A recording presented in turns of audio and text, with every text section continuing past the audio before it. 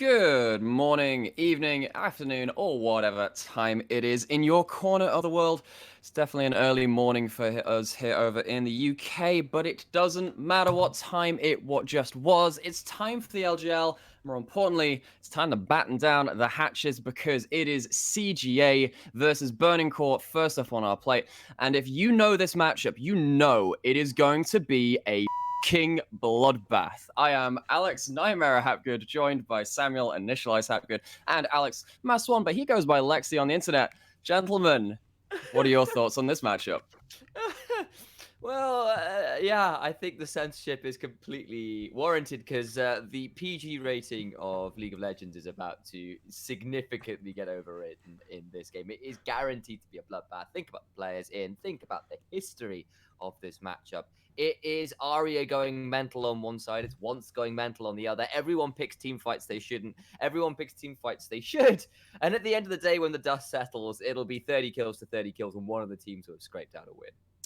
And I have to say, I am a little bit jealous, Lexi, that you get to cast this first game. Of course, I'm taking up the host role for this first game as well. So, for your thoughts on this matchup, and particularly in this mid lane versus jungle in a weird kind of way, Aria versus Once, how do you think this is going to shake up for these teams? So, in your defense, you are going to be able to cover a very important two matches towards the end of this stream. So, but I can understand, as this was definitely one of the hype matches of week one. Burning Core versus CJ was a weird one because Burning Core should have won this game. They should have won this game outright. No reason CJ should even have a chance at this, except they picked the most high-scaling champion in the late game that can hyper-carry a team outside of Cassiopeia. Oh wait, that's Kassadin, who can get literally everywhere on the map. I think they both CJ are playing far better than they were playing in week one, which just means Burning Core stand far less of a chance than they ever have now. And particularly about CJ playing far better than they were in week one, I do want to cast my eyes over to Nap in that top lane. This guy has been by far our best Wukong. He has arguably been our top laner of this first half of the split. And as we're rounding out this first round robin, I want to get your thoughts on now what should have been a Ray Farkey-sided matchup maybe into the earlier parts of this split or into last split. Do you think it's now even, or maybe even in Nap's favor? Do you want to take this one? No, go for it. All right. So, I think what is worth pointing out is that Nap has been playing weak side top lane, and by that I mean that the jungler isn't going to turn up all that much. The enemy jungler may turn up a little bit more, look to outplay and XV1 Nap, basically. And Nap has risen to the occasion pretty much every damn game. He plays weak side so intelligently. He comes into team fights having not died a lot, comes in with a fair amount of gold, and often outplays in those XV1 scenarios. There was an infamous one versus the Hawks where he 3v1'd and came out with a kill anyway.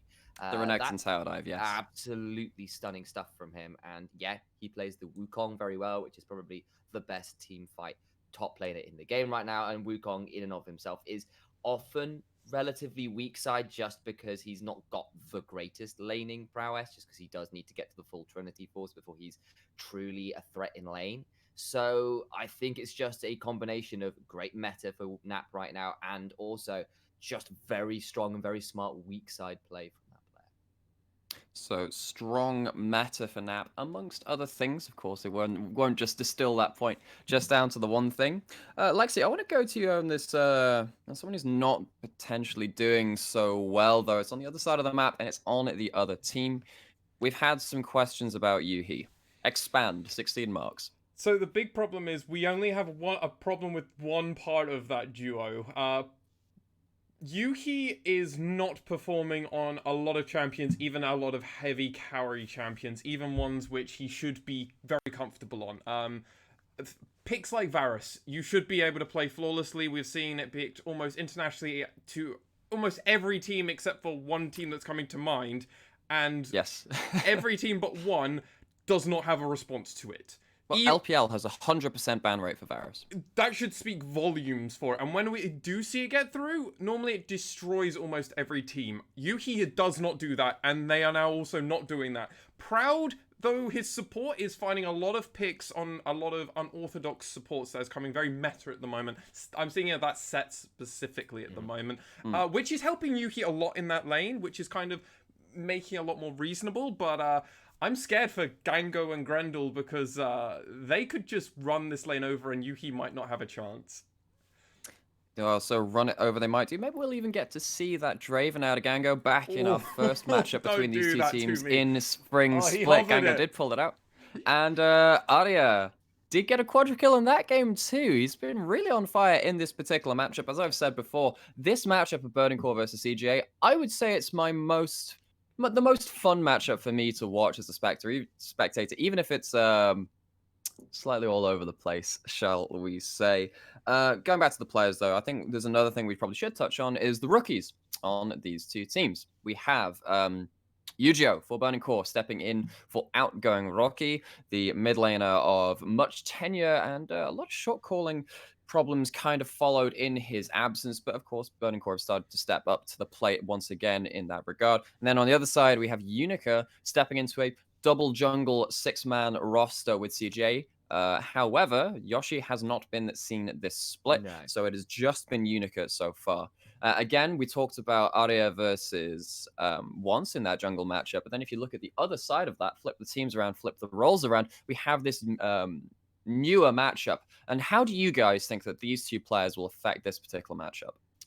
I think you only have to cast your eyes back to that game where Arya was getting quadra kills on Cast and Hell. He was pretty unlucky not to get a pentakill in that game, if we're all very true. He was, but once early on in that matchup was making Unica really suffer.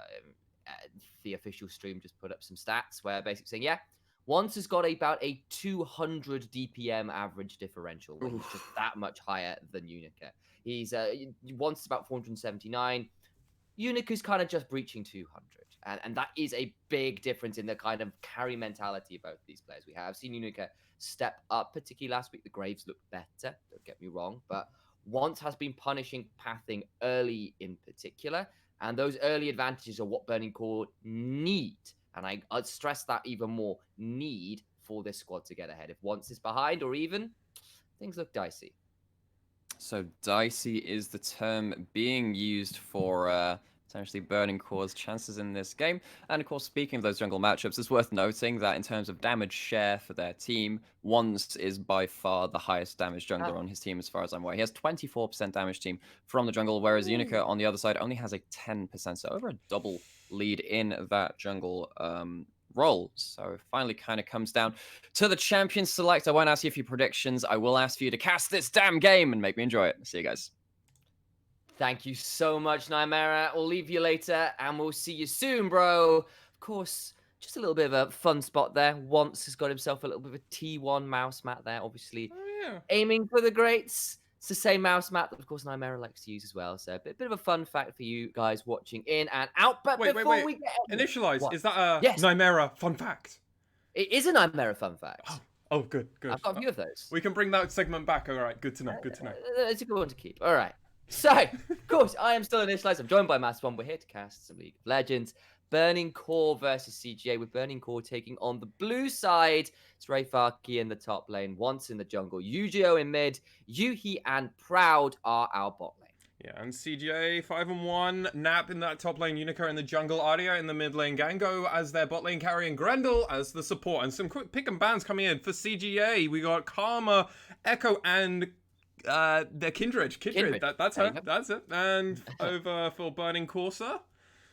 And of course, the Zoe, Syndra, and Callista. Note the jungle priority that CGA have knocked off. They've not banned Varus versus Burning Core, and they have left the Aphelios up. So they did first pick it. It's been the response of Set Graves, and now the Lee Sin in for Burning Core. Spicy early draft from both squads. A lot of damage available on both. Yeah, it's pretty standard opening from Burning Core with the Aphelios Thresh. We've seen that lane constantly come out, and Once's Lee Sin is something we have seen before. Mixed results throughout history on Once on that Lee Sin, but it's going to be interesting. Over on the side, though, we've got Nap maybe playing Set, or it could be Grendel playing Set. It'd be exciting to see them pull that out. Obviously, we've got Unica on that Graves, and that will be a Ash for Gango. Ooh, that's spicy indeed. Keeping that spicy thing going. Yeah, and we have started to see a bit more Ash globally at the minute, specifically into Aphelios. People are considering this a very good matchup. Go check out Genji's ruler. Any of his last few games of Ash have been pretty damn monstrous, and we are starting to see more of this pick come up into the Aphelios. You can sort of keep him at distance with the slows. He can't go anywhere because he doesn't have any escapes, and it's just really sad for the guy. So maybe a bit of a stash lane coming up, we'll see. Of course, that is flexible, so wait that out. A lot of bans have come in as we've been talking. Darius Wukong have been targeted at Ray Farki. It's the Renekton against Nat. We know how he plays that 1 week side. I think will be the Tom bench as well, which has been a pretty good matchup with, or a good pairing rather, with the Ash. Cho'Gath, though, a Nap special will be the lock-in for DGA. Yeah, that does mean Grendel will also be playing that set down the bot lane, or Arya potentially in the mid, but not a typical hard carry, so important to think about. It's going to be interesting to see what mid... Okay, so Galio, we're putting Yu-Gi-Oh! In a safe spot, so we're putting that similar, not quite the same kind of place. I'm more thinking more... Ace mid lane, played a lot of that Galio so far, and it's worked out very well for V3 Esports, so excited to see. Gonna be looking like this Jace hover, thinking about a poke comp, which doesn't really work at all because they've got a Lee Sin, so I'm not a huge fan of that. Something more engage worthy would be a bit better. Okay, we'll have to wait and see. There's definitely some options here. The Galio at least is something that Yu-Gi-Oh! Has gone to before, and it looked not bad last time out versus DFM. They were getting some things in the mid game where they were playing the side lanes pretty well with it. Of course, I'm seeing the Aatrox mid, but I doubt that because, of course, Yu-Gi-Oh! Has played it before. But Galio top would be a surprise, I think it's fair to say, Lexi. Would be interesting, but it was also not crazy because we will be seeing Arya on Aurelia mid. That's not a new one, if I remember rightly, in Arya's repertoire, as I believe that was a playoff champion that we saw for CGA and Arya. Or... Quite possibly. It's always a little hard to keep track of this guy because he has played so many damn picks at such a good level. Having him on that Aurelia, though, it does sound like a lot of fun. It's another way to get on top of the Aphelios, right? Especially if you can find your way past the Thresh. And if you can get on top of the AD carry and blow up, then things might get scary for Burnmore if they are already. Yeah, we're going to be seeing some interesting ones. Is confirmed that it is in pick for 2020. Only back in spring. Okay. So yeah, no, new for 2020.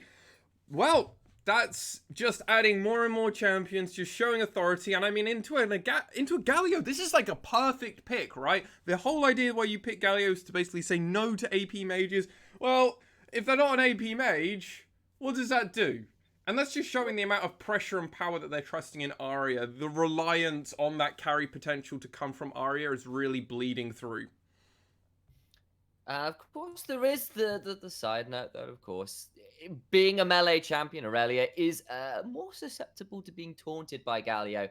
When you pair that up with a Lee Sin, there's definitely 2v2 scenarios where Aurelia, when she's got the wave in the wrong position, could end up being punished for that. So it's going to be an interesting one to keep our eyes on, because you're absolutely right. The Aurelia can definitely punish the Galio, but I want to see whether once has got his eyes around that mid lane and maybe can get on to that Aurelia, who's maybe playing a little bit disrespectfully. Yeah, it's going to be kind of a very skill-intensive matchup in this mid lane. Yu-Gi-Oh! Obviously playing more of a hopeful... Probably picking the Galio for him was more of a hopeful idea of, well, don't die. We couldn't play Karma. Just stay chill. Galio's really good at doing that. We've seen loads of people just chill and have a fun time in their lane. Aurelia says no to that. Complete no to that, as you were saying. Can't be taunted. Really can mess up her dashes. It's going to be interesting. And you're against Arya. So big expectations are coming in for you. As we're seeing, CGA doing a late gank, but they're going to get spotted out on this ward. They are on the ward and it is spotted. And we are seeing less people stand in that dry brush because people have found a path to that bush, which means you get absolutely no chance to react. So means no flash to burn, but CGA are going to continue to go for the invade. But Burn Court are more than ready. Galio's in behind. This could be absolute disaster for CGA. Oh no! Yujo's coming around. What's going on? There's a double taunt, and it's already looking like disaster for CJ. They need to find their way out. Grendel has been exhausted, will flash out. Now the fight continues. Unica does not manage to secure the ward hop over the wall with a level 2 for once. Unica trying to find a way, but there is no hope, no chance. And first blood goes over to once, of all people, on a disaster of an invade for CGA. So that was pretty bad. That was pretty bad. Oh my god, once? Okay, calm down, mate. Calm down. All right, so that's pretty bad because Grendel's also really low. Oh my days, the Calibrum. But in all fairness, as long as Unica can get something in their jungle, it will be okay. It will be fine. We just need to scale. CGA can still win this game. That is just a really unfortunate early game. And once is basically saying to Yu-Gi-Oh! From level 1, your jungle is mine, has no flash anymore. Smite is currently down because they did a Smite fight and once won that. Oh dear, this is awkward. Yeah, so it is worth pointing out that once was on Vision going into the red buff, but went over to the Krugs instead. Aurelia's gone to ward out that topside Scuttle Crab, but literally once picked up his own red buff and then has just gone to Unica's jungle. That's what he's done. I mean, that's a fair response. Interesting that once decided not to just fully take Unica's red buff. I'm not quite sure why that, but that's okay. Glacial Cho'Gath. Meaning we're probably seeing at least some form of AP dependency on this, which would make sense as, if we think about it, CJ have no real AP damage coming out their team. They don't even have that off AP that you get sometimes from supports a lot of the time. Sure, that's actually you're playing a fair full point. set. Yeah, I completely agree with that. And also worth pointing out, of course, it's lethal tempo on both of these AD carries. And we have in the past seen Aphelios go towards the Conqueror, but maybe gone towards the lethal tempo this time. Interesting choice. I have to see how that one plays out. Of course, there's the cleanse in from Yuhi as well, which makes a lot of sense versus all the slows and stuns and ash arrows specifically. Grendel's going to look and a hex flag onto Yucho. There they're going in. There is the taunt available. It's going to force a flash out of the Galio. Good roam from Grendel. That's huge. No TP, no flash already on the mid lane of Burning Core and Yu-Gi-Oh! Meaning there's a lot of chances for Unica. Ooh, getting that. Give the thumbs up. Nice little BM. CG are going to have to rely a lot on like kind of off AP damage, as we can see even. Oh, well, even with that early lead, CGA is still favored. That just shows a comp dependency between up to down.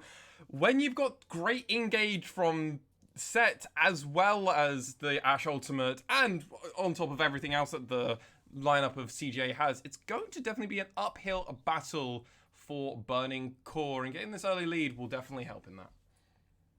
Oh, may well do. Once has found his way back to Unica's Krugs. A lot of gold, a lot of XP there. It's going to keep picking them up. And it's just forcing Unica to path in a way that's just a bit unfortunate. Yuji are now roaming up.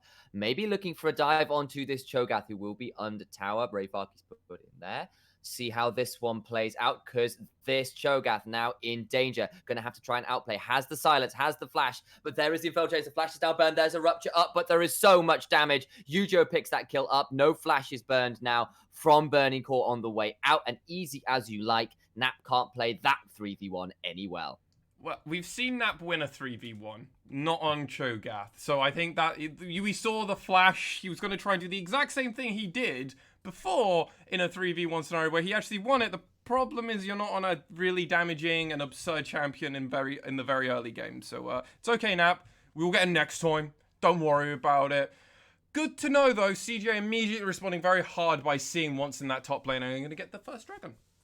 They are Unica's down in here very swiftly. That's good news for, of course, CGA. And thank you for correcting my statements there. I was basically trying to say that Nap couldn't play that, couldn't win that 3v1 for once. And I sort of flubbed it into weird sentence there. Wasn't fantastic, but well, there you go. Does get Ray Farkey onto the board, slight CS lead there, and we're looking kind of, as we're edging in this early game, is a little bit of a gold lead here for Burning Core of around 1,000 very early on, which is pretty good going for a squad that we had some concerns about. Absolutely. I mean, this is just partly... Ooh, Yu-Gi-Oh! Wants to fight Arya. But yeah, getting a bit of trade damage, but just a little bit some of a dancing slap around. to each other. We're used to seeing that in the top lane, not the mid lane. So it's always exciting when you see mid laners fighting around and they want to hit each other for 3 seconds and realize it's probably not a good idea. And we'll each go to our own places. Yujo does have to go back. That spellbook was changed over to heal, and he's not. It's going to take him a while to get back to this lane. So Arya's going to take that priority, push it in, and reset around. Huge CS lead coming already in this mid lane. Yeah, it's pretty big. We kind of mentioned that the Aurelia could punish that, and with the way things went with that early roam from Grendel as well, it's kind of where it's ended up. So good call on that. Checking in a little bit here. There's a cull buy for Gango, by the way, which would be an interesting one to keep an eye on. But everything else is pretty standard as thus far. Ninja Tabby's up for Nap. Aggressive first back buy. I mean, it does make sense if you think about it. This is an AD lineup. Most of their damage is AD, except for Yu-Gi-Oh! But that's damage you can kind of just deal with through your absurd amount of health that you're going to get as a Cho'Gath, right? Like, who cares?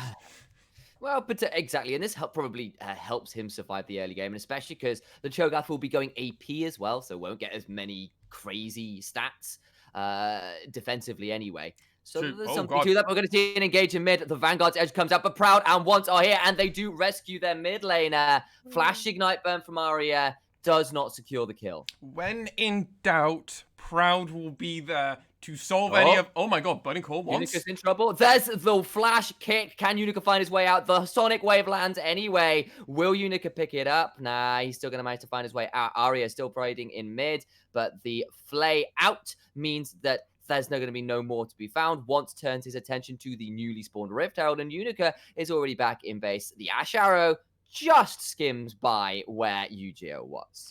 This game really is promising to be aggressive, and Burning Core have taken the lead. Once already showing that he's got some insect skills on that Lee Sin. Almost picked up Unica, and I'm really impressed. After that, we just see the teams kind of reset after slapping each other around a few times and thinking, actually, probably not a good idea to fight. We might not win it, and both sides were thinking that, even with Once having a level disparity over Unica, which is kind of interesting, but it shows respect and a bit of complacency, thinking maybe it's not the best idea to fight. If we lose it, this might actually lose us the whole game. So smart moves from CGA in my eyes. Okay, so Burning Core do turn right back onto this Rift Herald, though, and it is going to be secured by Once. They were driven off briefly, but Grendel's return to the bot side meant that Once and Proud could secure that. Rift Herald is picked up pretty early for Burning Core. They've now got all the time in the world to try and find a spot to get a decent amount of plates. And we're kind of now cresting up towards that 10-minute mark, and things are looking surprisingly okay for Burning Core here. It's another good early game on the back of Once's jungling. Not surprising. They always have this consistency if they're able to get that complacency, and we can't be too sad for them. Burning Core have just found these spots against a lot of different teams, even ones above them in the table, which CGA are second, so they definitely are. They just find these edges, and it's really impressive to see. It is, and it's Once kind of making Unica sweat a little bit, right? Unica's done well to keep on their farm and respond, but it's been off the aggressive plays from Once. And, is that Ray Farkey with a red buff? It is. He's wandered into Unica's jungle and stolen it away, which is really sad. But Ray Farkey is now in mid lane, actually, to make sure Arya's not going to go hard again onto Yu-Gi-Oh, but nothing to be found there. Unica's not had a red buff this whole game yet. No, Unica did get his first red buff. Oh yeah, he did, because Once didn't want to take it. That's right. Oh god. Yeah, it would have been a bit risky. I grant you. It would have been a level 2 Lee Sin without Smite trying to secure that versus Unica. But Unica didn't have Smite either, so it could have been a fight fight to go for. I think it would have been a risk. It would have been a risk. True. Yeah. Then again, it is Once, and we know what he does early on in the jungle. So there would have been. Yeah, go top. You're not entirely wrong. That could have been steal an the option. Krugs. Yeah, apparently. All right, so Worth pointing out, both squads are now setting up for this second Dragon Spawn. Burning Core trying to find their way, and they're summoning the Rift Herald bot to buy some time. Teleport now coming in, and it is going to be the 5 versus 5. Dragon down to about half HP. Flashed in for Grendel, though, but it doesn't get all that much. The Vanguard's Edge now in on Yu-Gi-Oh, who's in the front but not getting a lot done. Tries to get out, but Heroic Exit gets nothing. It's 2 for Burning Core in his response, though, as Aatrox and Aphelios are running while Arya's in the back end, but can't get anything. He falls down, and Ray Farkey with the double is going to close down Gango for his third. Ash has no chance, and that is a 4-2 at the end of that team fight. And of course, the Ocean Drake is reward for Burning Core. The bot lane turret plates are a reward for Burning Core, and they smash that fight, Lexi. I have lowered the volume on my microphone on Streamlabs to literally say how hyped I am. Burning Core, you are looking phenomenal on so many different aspects. I'm so excited to look at this replay. Double TP coming in, which hides that from both Yu-Gi-Oh and Ray Farkey. Amazing from Grendel there. That's proud-worthy settles.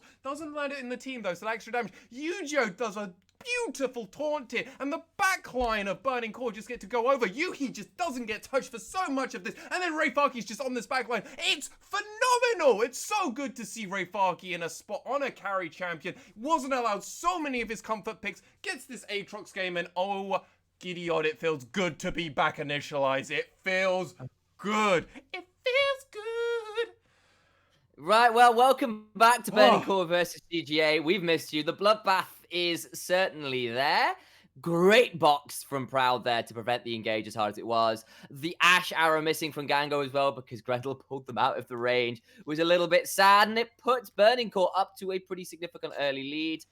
Trading in mid lane, you can see that Arya is still pretty dangerous with this Blade of the Ruin King complete.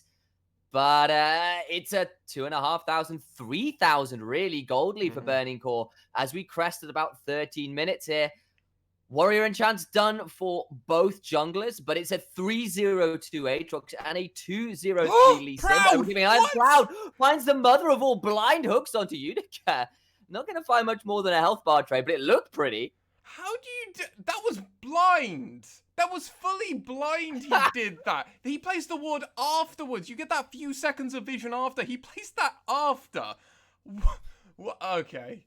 Proud is actually just kind of insane on so many champions, and I've been singing his praises, but in all fairness, this bot lane's been going pretty good for Burning Core. We haven't seen a lot out of Gango and Grendel. There was a slight CS lead for about 15 in the early 5 to 10 minutes mark, but they're setting up CGA. They are. Yu-Gi-Oh is available though. There is a hero's entrance, but now they've got to put it in the wrong place. Yuhi's back too far away from the tower. He's not in a defensive place, and the showstopper will bring that AD carry away. It's a 1-for-1 thus far. Now Nap's teleported down. The dive is kind of going a little bit awry, and at the top side, it will be the trade of potentially the turret here, but the wave's not available. And it will, in the end, be that 1-for-1 Yuhi for Gango. Bit of an awkward dive there from CGA. That was a horribly compromised dive. So many different people communicating ideas there. Arya came down. Nap didn't do the best TP. It was a bit delayed. The call definitely wasn't there. They didn't have any wards in the back within Burning Core's bot side jungle, which would have really helped Nap come in and assist. So much turret plating gold over to Burning Core as well. They've got the gold lead at the moment. They are parity when it comes to the dragons. They have already taken the lead with the Rift Herald, and now they've got first turret. Burning Core looking strong in this early game. They are, but we've seen Burning Core have strong early games against CGA, and then there's a guy in the mid lane named Arya, which you may have heard of, who gets a bit ahead and then blows up in team fights. That Aurelia is 2-1-1.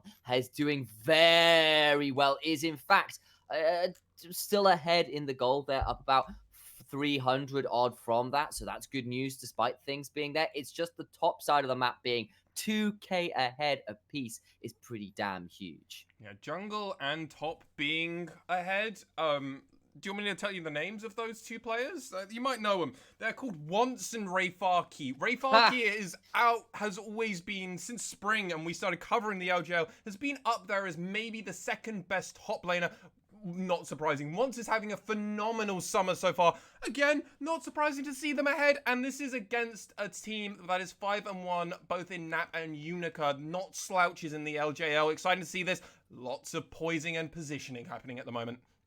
There really is. It's the second Herald, and the positioning means not a lot because Burning Core secure it without a fight coming through for CGA. They found a hook on Aria, then they're going to try and dive in. The exhaust is down now as well. And that Aurelia, the carry is down. Grendel goes over the wall, and Nap does slay the Thresh using that beast. But now Grendel is trapped in Golden and gets to go nowhere. The statue turns back into being all too mortal and goes down. Ray Farkey now diving forward, but it was a good rupture to dissuade a further engage. The Rift Herald number 2 now spawned in mid lane. Sentinel turrets coming out, and Burning Core want to push for more. Hero's entrance in the box is still up. It's going to be exciting to see what's happening. The Rift Herald's coming in once. Oh my god, he's going in. He's on the gang though. There's a flash out from the Ashe though, but once is still diving forward, desperately trying to get the damage. The kiting is there, but no, they can't save themselves. It's another 2 kills for Burning Core, and CGA are falling apart. Nap had to flash away there. They're just losing everything at the moment. Burning Core, where have you been this whole time? Oh my god, this Burning Core lineup is just performing from top to bottom. We didn't expect this kind of performance from Burning Core, but if this is what they have to show now, what are we going to see later as the split keeps going? LJL is coming for the world. I'm excited, to say the least, Initialize. This game is phenomenal. So much is happening, and every member on Burning Core has been important. Yuhi has been stepping up. You don't see him not auto-attack so often in these teamfights. Proud landing this beautiful hook. And then the Aphelios ultimate coming down. Didn't have the flamethrower, so just gave up on it. Once immediately onto the back of Grendel. And then this is where CGA should disengage. Problem is, Burning Core say, nah, we're not interested in doing that. There's a bit of resetting. CGA should almost just give up this turret the second the Rift Herald is summoned. But once in this backline, beautiful. Gango has to immediately flash, but the hero's entrance just doesn't knock up and well. And that's all she wrote, really. Beautiful performance from Burning Core. Just every member on the team is doing something. Yuki this whole time has just been pushing the turret so they can actually get that mid turret instead of losing the Rift Herald. Just everybody's doing so much. Nap tried his best, but when your whole team's already dead, you're a Cho'Gath and you haven't got a Rod of Ages, and you're not it's not 30 minutes in the game, 35 minutes in the game. You haven't had all the time to get up, but this is just such a performance. That's one way to put it. I think that's fair to say. It's been a few really good team fights from Burning Core, and that hook blind from Proud onto Aria was just so damn nice. And we've known Burning Core, the guys that go 0-2, 2-0, and they do just rely on pop-off players getting ahead and then fighting around. Maybe once it's gone too far, but there's Proud around with a lantern, and that man has been around with a lantern more often than not, it feels like. And second thing to kind of point out is that it is Yuhi on Aphelios, Lexi. It is, yes. And this is a guy who we have had so many questions about, but his Aphelios hasn't been one of them. It's the champion he feels the most comfortable on. He's doing pretty well on it here. Definitely feels like Burning Core looking coherent, looking like they're on the same page, looking to snowball ahead even further. They are up over 6,000 gold right now. What I love about what's happening with Yuhi at the moment is the team are just carrying through without him. He's in the back line, doing what he needs to do, aggressively farming up. Highest CS count across this whole game at the moment, though it's close, but still an important figure. What's great is Burning Core are able to carry without Yuhi at the moment, but if they get to a very late game part, Aphelios arguably can pop off and do crazy Mr. 200 ultimates and just damage per second higher than anybody else in the game. Meaning, if they have to get there, they can. But Burning Core don't want to have to rely on that one person when they've got currently 3 people. Aria's coming in for Rayfaki, though. Yes, the play of the Rune King slow has gone down. The Ash Arrow does miss now. Rayfaki, 404, trying to find his way out. Goes over the wall, but the Rupture is there. There is a feast available, and that is a shutdown onto the World Ender. Aatrox falls, and that's a decent pickup for CGA when the game had been swinging pretty heavily against them. Yeah, it's a little bit uncharacteristic, but Rayfarki was pushing very far up without any form of vision. It was all on that mid side, not really towards his side of that top lane. So, uncharacteristic mistake. I think he assumes that potentially that more of the members would have been more fanned out, as we did see Yu-Gi-Oh! In that bot lane pushing up. But the AI bot believes who's going to win at the 20-minute mark. This was before Rayfarki died, I believe. So, might be a little bit over, but 90%, let's call it. That's not a figure we've seen CGA beat yet. Last time it was 25%. Let's say 10%. That's gonna be that's a hard one to do. I'm a gambling man, but I don't know if I'd gamble that one.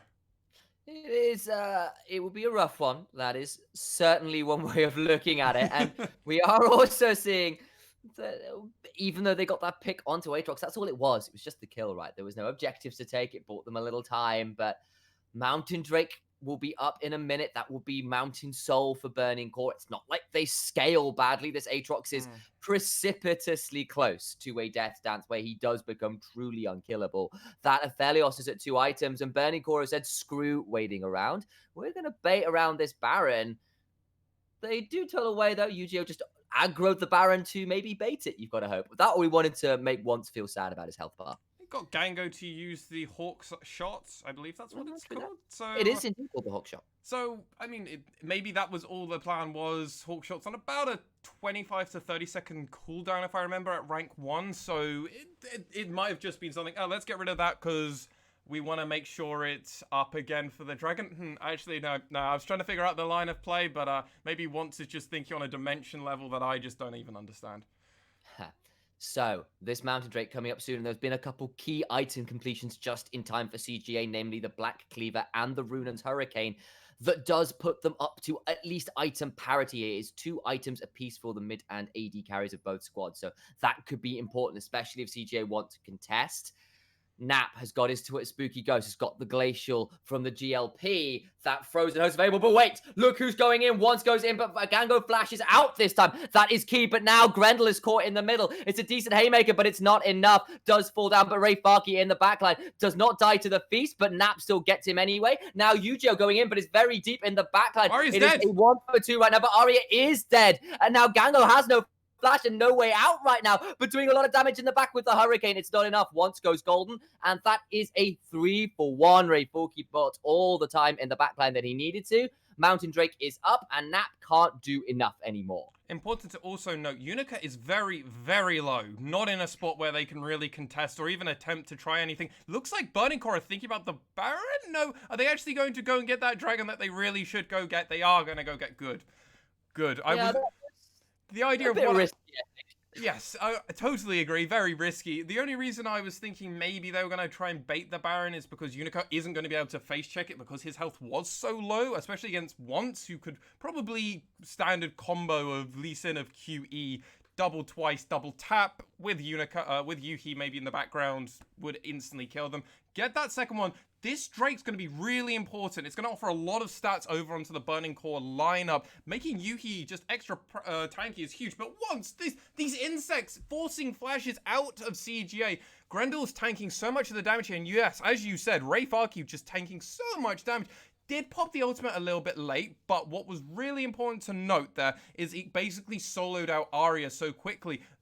Yu-Gi-Oh's able to go golden and basically do the exact same as what Rayfarki was doing. Everyone's taken really low. Once does have to pop that another stopwatch. So many stopwatches were popped there on the side of Burning Core. But when you win the whole fight, does it matter? Huge items now coming out for Burning Core. It is, and those stopwatches have all turned into things like Zhonya's and Guardian Angels and Stone Plates. So it's not even like they're sitting on broken stopwatches anymore. The defensive stats are still there, and Burning Core are now up 8,000 gold. They're surrounding this Baron. They're looking to try and pressure CGA into another fight that they are just losing right now. Ari is going into the backline, and it's just putting him into danger. He's going to try and find Yujo and does start putting some damage out. Kind of split off a little bit here. Rayfarky in a difficult space, but Arya now at half HP, still diving onto the Galio, trying to get something. The Heroes entrance coming in. Burning Core a little bit split, but Nap's gone golden, trying to find something. Grendel has got grit, gonna find a showstopper, but he slays the set before it even lands. Mid-air destruction as 3 now fall, and Unica uses the phase rush to try and get away. Arya has to try and outplay, has to try and escape, but Yuhi walks up with Onslaught running, with Fire running. And they're going to move over to the Baron with only Unica available. He's not going to be around. They're teleporting to the top lane for Rayfarky to put out some damage down there. And this Baron is dead to rights in favor of Burning Core. Burning Core, every member is critically important. 10 Magi stacks now over for Yujo. That Guardian Angel was not popped over for once as well. Hugely important. Once is going so deep. Yujo is now able to go yada yada. You want to approach me, Arya? Come on, come at me. This is just uncharacteristic from the members of CJ, from what we've seen from them so far. Burning Core have turned it on. Look at this. Yuhi and Once are in this backside, kind of just pressuring 3 members of CGA. Yujo is able to just 1v1 Arya at the moment. Rayfarky says, hi, I want to come in for this. Goes into the middle and basically forces the stopwatch out from Nap, which is huge. Grendel has to try and come up, but gets killed mid-air, and then, oh, look at this. Just stacking wombo combo action. 3 different abilities were stacked on one tick, and then Yuhi's able to just 1v1 Arya. But it's not a 1v1 when it's Burning Core, because they're playing like a unit at the moment. That was 3 members, and you can't outplay 3 members at once. And they get this mid-turret. That's cool. Look at that blast damage. What? And there we go. Aphelios is putting a couple of sentries worth of damage out there. That's fair to say. And definitely exceptionally strong. Baron is on. It's already a 2,000 gold power play. There's still some time to go. Proud has been forced to flash, though, from a little bit of baiting from the Cho'Gath around the corner. Doing a lot of slows and forcing that Thresh into a difficult position. The shove now will continue. Rayfarky a little bit further down in that bot lane, doesn't have the wave pushed up as yet. Burning Core have to be a little careful of the engage from CGA, and they are being wary. They've got the Cho'Gath on vision, and they're going to just back away from the potential engage. Spooky Ghost coming, Arrow coming, doesn't land. That is a rupture onto Yujo, but nothing more to be found. With that attempted look in the gauge not landing, Burning Core are free to push up one more time. Yeah, and they're doing a 4-1 push, which I love this. Rayfarky in that top bot side is just pushing, getting these extra turrets. Yujo is also able to just do this because the Hero's entrance going to be able to get so far. Yuhi's playing so aggressive at the moment, but he trusts Proud will always have the Lantern there, and he has twice in a row. We know a third time is going to always be there, and the push continues. This is a 1-3-1 push, something we haven't seen hugely out of Burning Core in that spring, but something we begin to start seeing from a lot of the LJL teams in this summer. In the summer split, so much is happening across the map. Enjoy. Initialize, enjoy. And Arya is going pretty low, trying to take out Yujo. And Yujo does come out the better of that trade, and that is a bad sign. We saw how the Galio was doing early in the lane. Later in the game, it is the Galio's revenge. The mid tower falls. Burning Core will walk in and claim that. Gango is trying desperately to clear the wave in the bot side, but it is a slow business. Yujo at half HP, looking to take down that top lane inhibitor. Arya and the rest of CGA looking for an engage in the bot side. Keep your eyes on the Hero's entrance. Keep your eyes on a Vanguard's edge that is in fact down, so don't look for that. Instead, it will be 2 inhibitors and at least a saved bot lane inhibitor turret for CGA. But Burning Core will now move over to the Mountain Drake, and this will be Mountain Soul for the core. 4K Baron power play. I mean, the money doesn't even make a difference when you get 2 inhibitors off of this, and when you're playing the lanes like that. They were able to get 1, 2, 3 turrets down, 2 inhibitors down, and almost that other bot side turret down. Almost 4 inhibitors. So just Burning Core also got this Mountain Soul. And why did I say earlier it's so important? Well, it gives every member of Burning Core just like, oh, yes, you know how you've been building aggressive damage this whole game? Well, we're going to add and say you also all brought 1 tank item on top of that. Just everybody brought a tank item. You included. This is going to make killing any member of Burning Core even harder now for CGA, and this just throws the momentum even further into Burning Core's side. If I was the AI bot, I'd give CGA a 2% chance. I wish I could disagree. And it is CJ, and there is still room. Cho'Gath could eat an Aphelios, maybe. That's an option. And then Arya and Dango can run around in a team fight. Maybe that's an option. But you're looking at a 3-item unkillable Aatrox. You're looking at a 3-item Lee Sin. You're looking at a Deathcap Medjai's Galio. You're looking at an Aphelios who's got a QSS, Flash, Cleanse, and a Lantern. And a stopwatch. There is and a stopwatch, right? It doesn't stop. So few options here for CJ, but they are maybe going to have to try and find one last fight.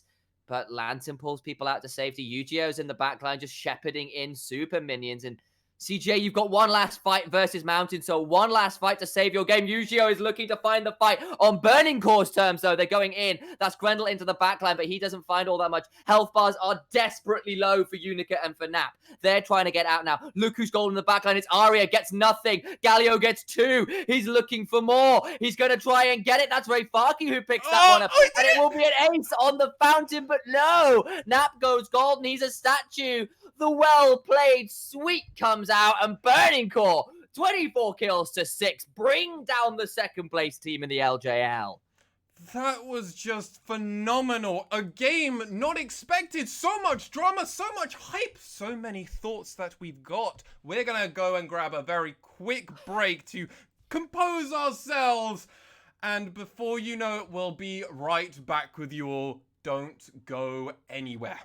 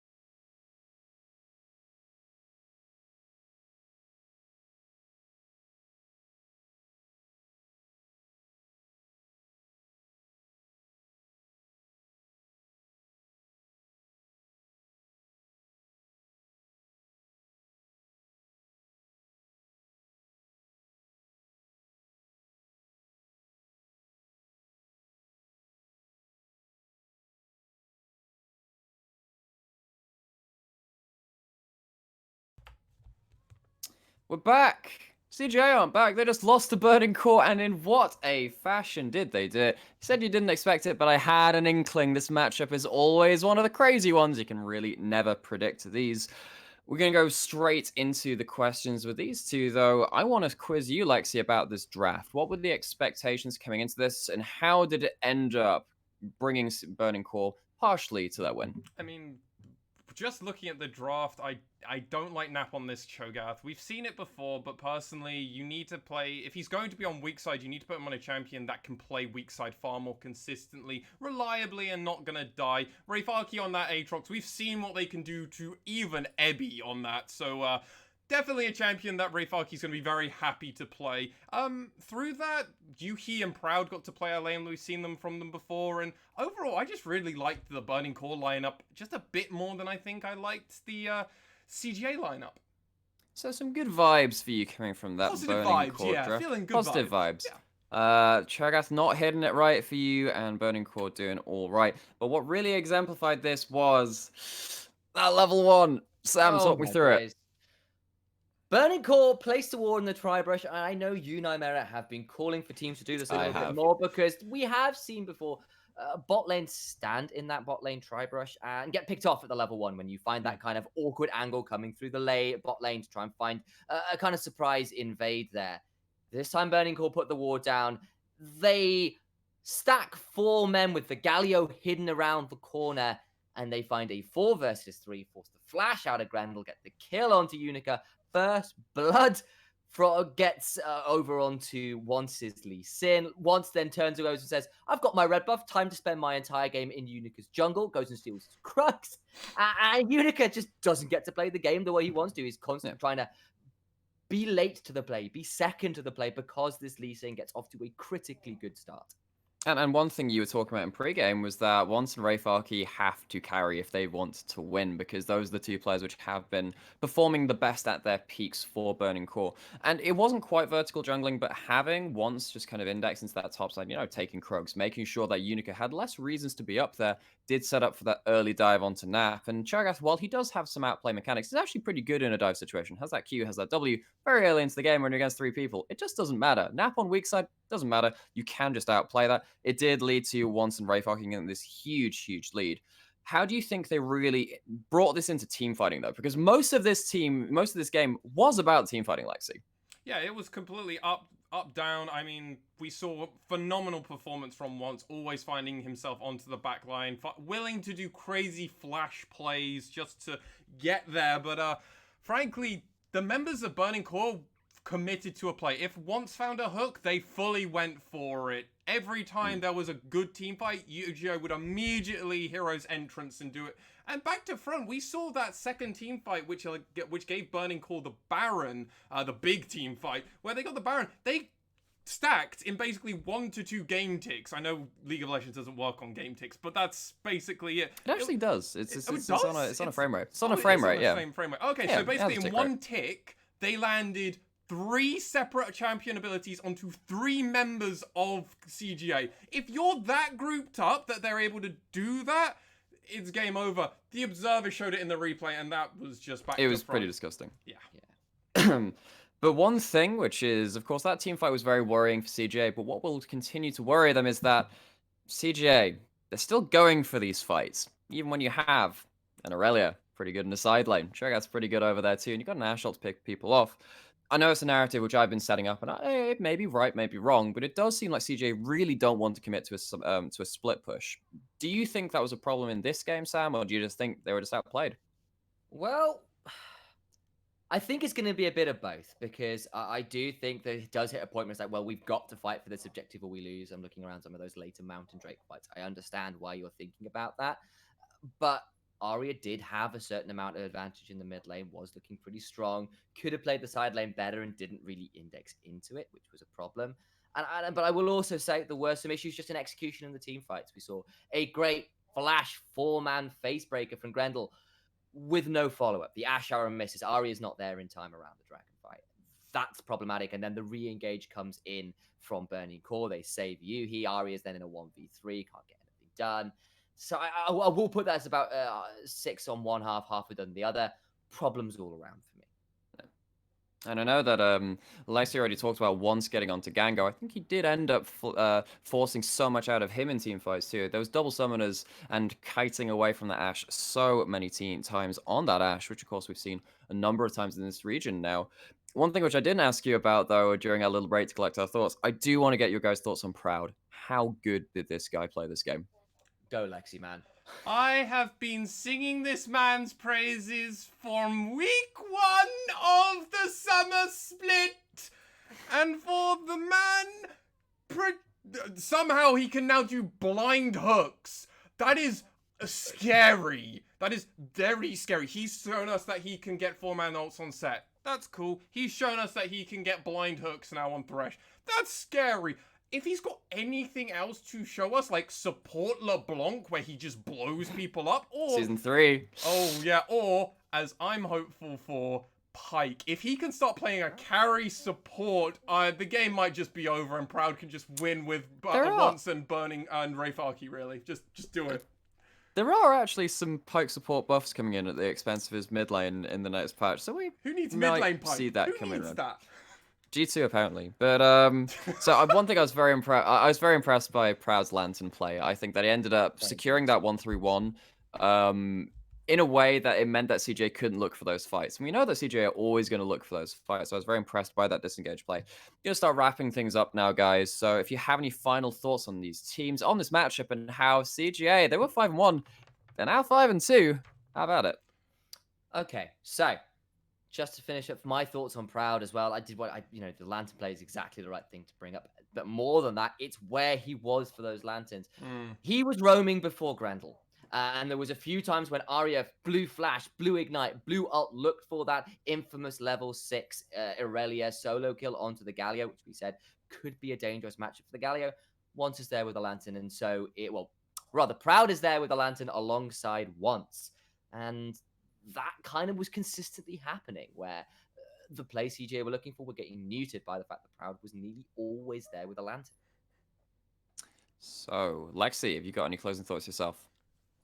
Our next game, I'm excited for the pick and ban phase. That's all I've got. I can't wait.